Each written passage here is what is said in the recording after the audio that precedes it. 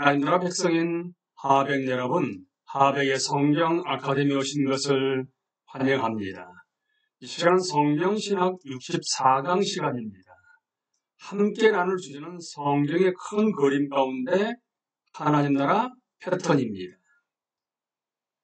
우리는 성경의 큰 그림에 하나님 나라를 주제로 본다 하게 되면 구약 성경에 하나님 나라 패턴, 무너진 하나님 나라, 약속된 하나님 나라, 부분적 하나님 나라, 예언된 하나님 나라에 이어서 신약 성경은 현존하는 하나님 나라, 선포된 하나님 나라, 완성된 하나님 나라로 구분해서 설명할 수가 있습니다. 첫 번째 하나님 나라 패턴입니다. 창세기 1장과 2장, 곧 성경에서 2장은 하나님의 완벽한 원창조를 보여주며 세상이 어떠해야 하는지에 대한 비전을 제시합니다. 여기서 창조에 관한 중요한 4가지 사실에 주목해야 합니다. 하나님이 창조의 저자이시다. 하나님이 창조의 왕이시다. 인간이 창조의 꽃이다. 안식은 창조의 목적이다. 이제 하나님이 창조의 저자이시다로 넘어갑니다. 성경은 태초에 하나님이 천지를 창조하신다라는 선언으로 시작합니다. 하나님은 영원하십니다. 하나님, 하나인 셋, 그러니까 삼위일체는 존재하지 않았던 때가 없었습니다.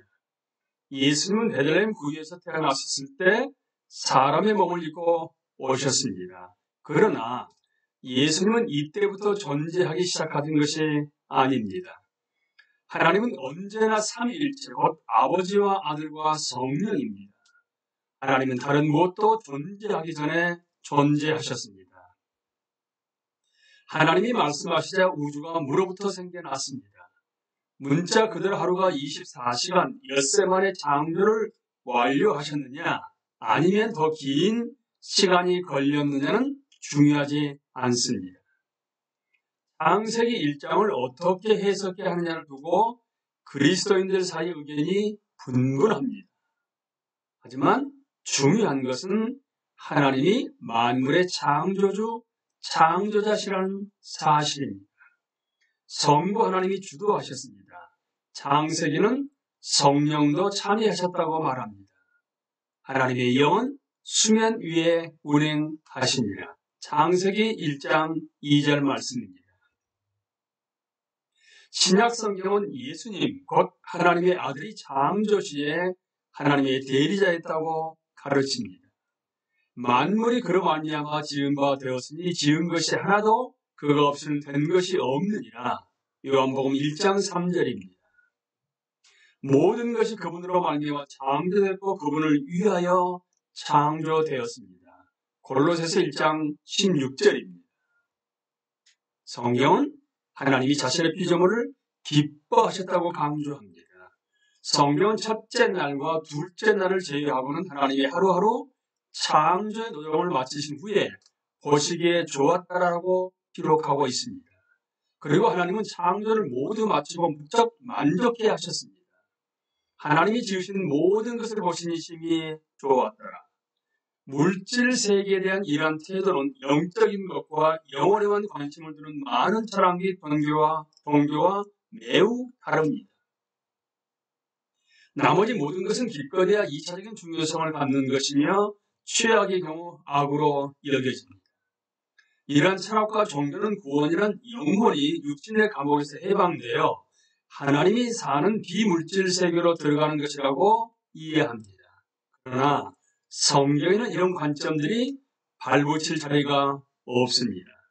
성경은 결코 우리가 영적인 것을 육체적인 것 위에 두도록 허용하지 않습니다. 물질이 중요한 이유는 하나님이 그것을 지으셨기 때문입니다. 그래서 물질은 선합니다. 하나님은 우리의 영혼뿐만 아니라 우리의 몸과 우리가 사는 세상에도 관심을 두십니다. 인간의 죄가 세상의 모든 것을 육체적인 것과 영적인 것 모두를 망가뜨렸습니다. 하나님은 은혜로 만물을 바로잡기로 결정하셨고 이 일을 절반만 하지는 않기로 결심하십니다. 하나님의 구원 계획은 영혼과 육체의 모두를 포함합니다. 성경의 큰 그림을 보면 성경은 우리를 창조에서 새 창조로 이어질 여정으로 인도할 것입니다.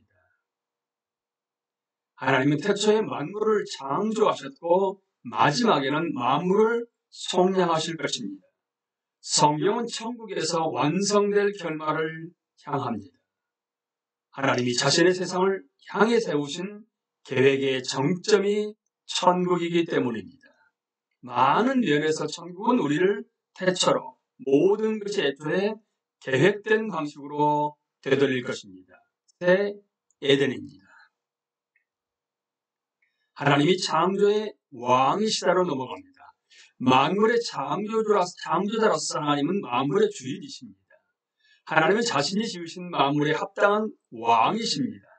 이러한 진리에 대한 적절한 반응은 단 하나뿐입니다. 그분의 다스림을 인정하고 그분을 예비하는 것입니다. 시편 기자는 이렇게 노래합니다. 주님은 크신 하나님이시여 모든 신들 위에 뛰어나신 왕이시다. 땅의 깊은 것도 그 손 안에 있고 산의 높은 꼭대기도 그의 것이다. 바다도 그의 것이며 그가 지으신 것이다. 마른 땅도 그가 손으로 빚으신 것이다. 오늘아 우리가 엎드려 경배하자. 우리를 지으신 주님 앞에 무릎을 꿇자.